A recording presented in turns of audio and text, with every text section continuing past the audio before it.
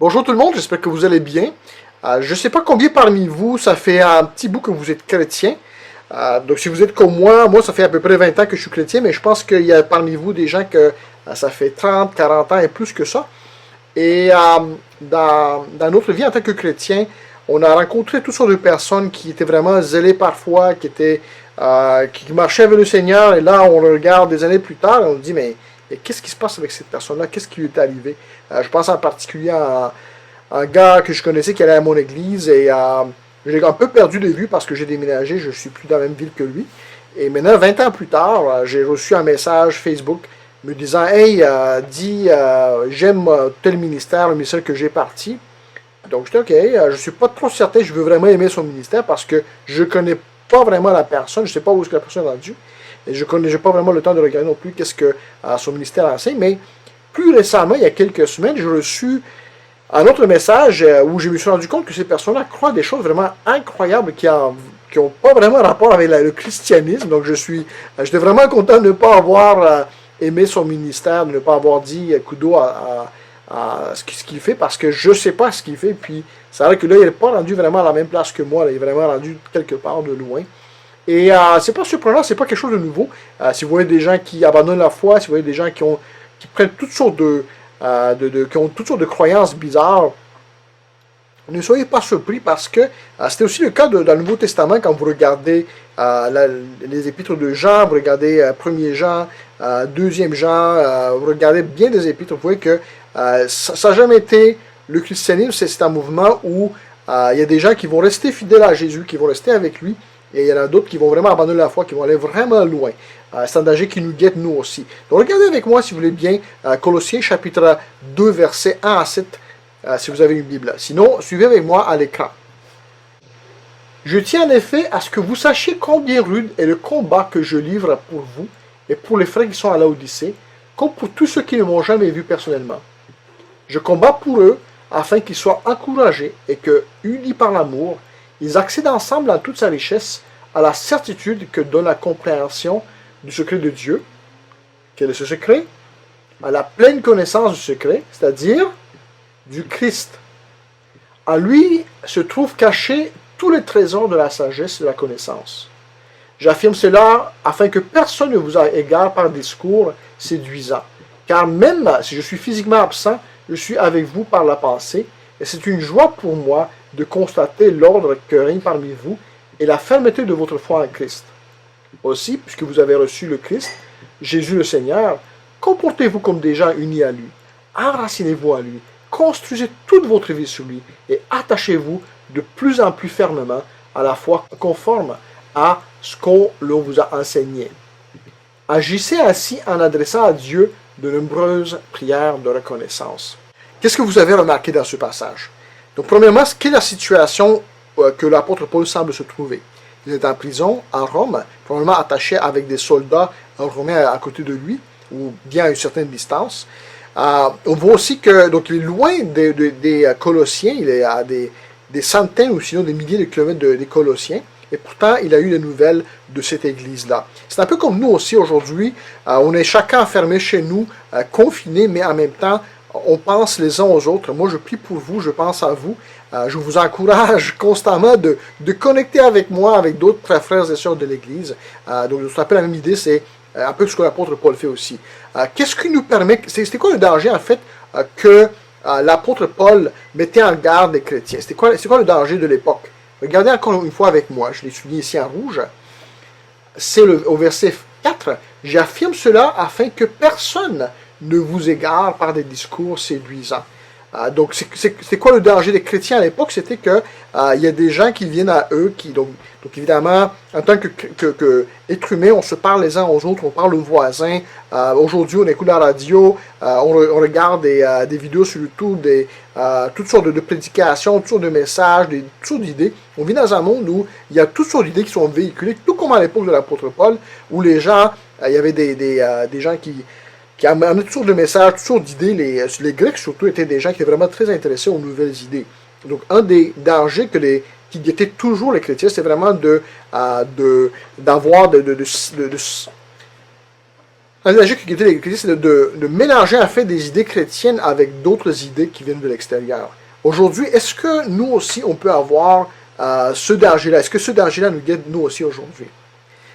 Donc à l'époque, c'était des idées gnostiques probablement, ou dans le cas des Colossiens, plus probablement encore des idées de légalisme, des idées d'autres idées en fait.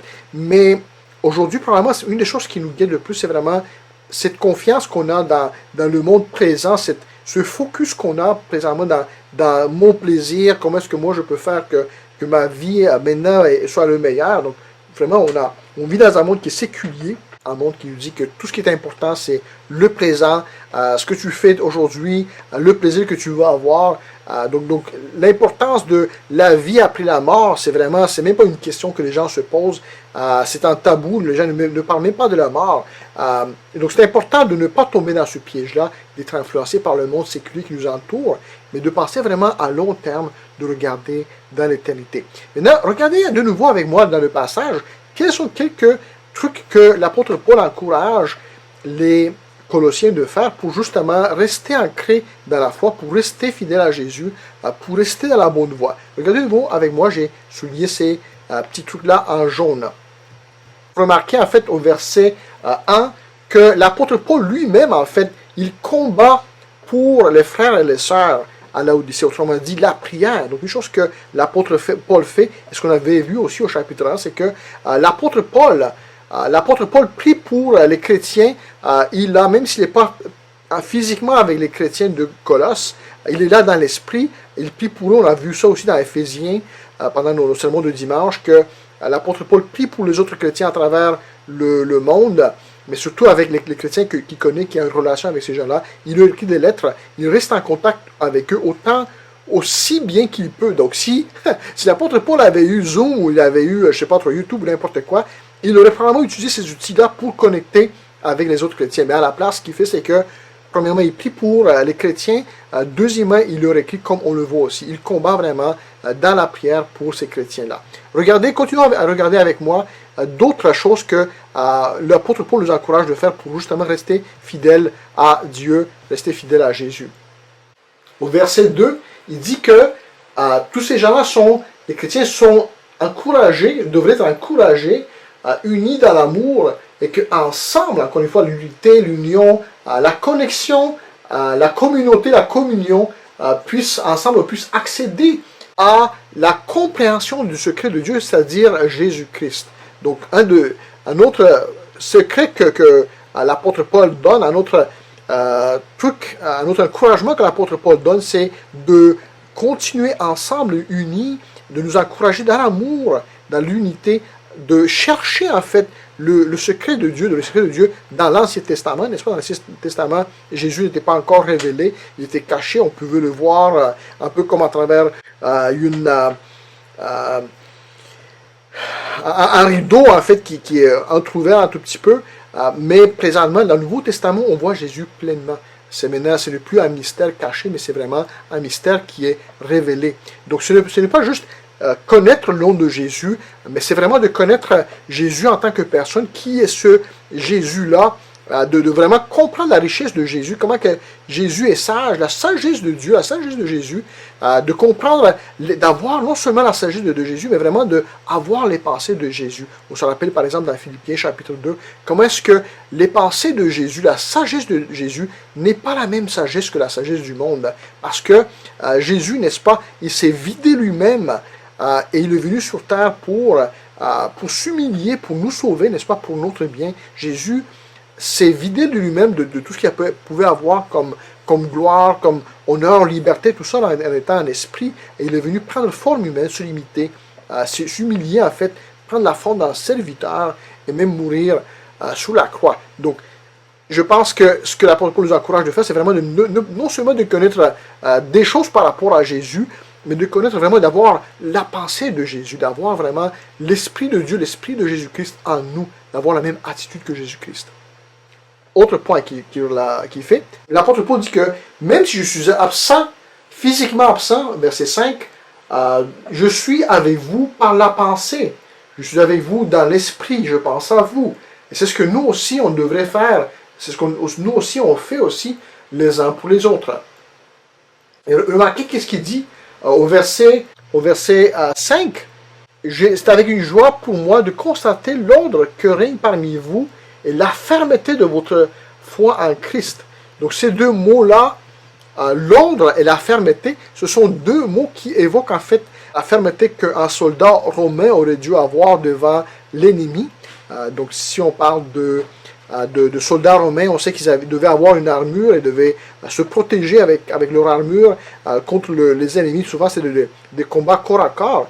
Et donc le mot fermeté, ça nous fait penser ça. Le mot utilisé là, c'est vraiment un mot qui évoque cette idée-là de fermeté dans le combat. Et l'autre mot qui se trouve au même verset, c'est l'ordre aussi.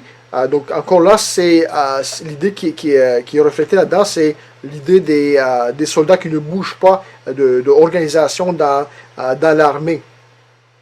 Donc tout ça, ça évoque un peu l'idée d'un soldat qui reste fermement planté dans sa position, qui ne doit pas lâcher sa position, et qui doit, avec son bouclier, faire face à son ennemi. Donc si jamais le soldat, il laisse l'ennemi se le pousser en arrière, en fait, le soldat pourrait en fait glisser, pourrait tomber par terre. Et si jamais le soldat glisse et tombe par terre, ben c'est sûr que il est comme si c'était mort. On a juste à l'achever, on a juste à le tuer. C'est la fin pour lui, n'est-ce pas? Donc souvent, un soldat doit garder le rang serré, les lignes de front de bataille pour s'assurer que l'ennemi ne puisse pas les détruire, n'est-ce pas? Donc c'est vraiment une bataille ensemble, unie. On doit garder ensemble la ligne, le front commun. Finalement, au verset 6 et verset 7, l'apôtre Paul nous rappelle que donc ces gens-là, c'était pas n'importe qui, c'était vraiment des chrétiens qui avaient reçu Jésus-Christ, qui avaient Jésus le message de la grâce, que nous sommes sauvés par la grâce de Dieu au moyen de la foi en Jésus-Christ. Donc ce sont des gens qui sont convertis à Christ au verset 6. Comme vous avez reçu, puisque vous avez reçu le Christ, Jésus le Seigneur, et j'aime mieux en fait la traduction seconde 21 ou l'édition de Genève ici, il dit de marcher en lui. Donc ça c'est vraiment l'expression la plus littérale, marcher en Jésus, plutôt que l'expression comportez-vous comme des gens unis à lui. Mais c'est plutôt, je pense que l'idée qu'on parle ici, c'est vraiment de l'idée de marcher avec Jésus, de rester en union avec Jésus, de tenir le pas avec Jésus, de garder le pas avec l'Esprit de Dieu, plutôt qu'une question de comportement extérieur. C'est vraiment une question de marcher, de suivre l'Esprit de Dieu, de continuer à être un disciple de Jésus-Christ. Et donc cette idée-là de rester fondé, de continuer à Jésus-Christ, de continuer aussi dans le message de la grâce qu'on a reçu, le message qu'on est sauvé par la grâce de Dieu au moyen de la foi, de continuer à ce message-là, se continue aussi dans le verset 7, où là on utilise plutôt des images donc on utilise des images de bâtiments, être fondé, d'arbres, être enraciné. Enracinez-vous au verset 7. De construire encore bâtiment, c'est encore une fois cette idée-là de continuer être fondé dans ce message-là par lequel on a commencé, le message de la grâce de Dieu. Donc ne pas abandonner le message de la grâce de Dieu et pour un autre message, un message je sais pas moi, d'œuvre dans le cadre des Colossiens, ou pour nous serait un autre message de miracle, ou je sais pas quoi, de stratégie, ou je sais pas quoi exactement. De nous rappeler vraiment que c'est Jésus qui sauve, de nous rappeler que c'est Jésus, en fait, c'est par la grâce de Dieu que nous sommes sauvés, et c'est par la grâce de Dieu que nous allons pouvoir être amenés à bout, à la perfection. C'est par la grâce de Dieu que nous avons la vie éternelle, et Jésus est notre bon berger. Donc je vous encourage encore une fois à vous rappeler de la parole de Dieu que vous avez reçue, du message de la grâce, de l'amour que Dieu vous a pour vous, que l'amour de Dieu que Dieu vous a donné, et de l'amour de Dieu aussi que Dieu vous exhorte à avoir, non seulement pour lui en retour, mais aussi pour tous ceux que Jésus aime, tous ceux pour qui Dieu a donné sa vie, tous ceux pour qui Dieu a adopté dans sa famille en tant qu'enfant. Priez les uns pour les autres, même si on n'est pas là physiquement, restons connectés, restons fermes dans cette fondation-là d'amour, de grâce, et n'oublions pas nos frères et nos sœurs qui sont, même si on n'est pas proches, qui devraient être proches de nos cœurs. Merci beaucoup. C'est par ta grâce seule, que tu m'as racheté.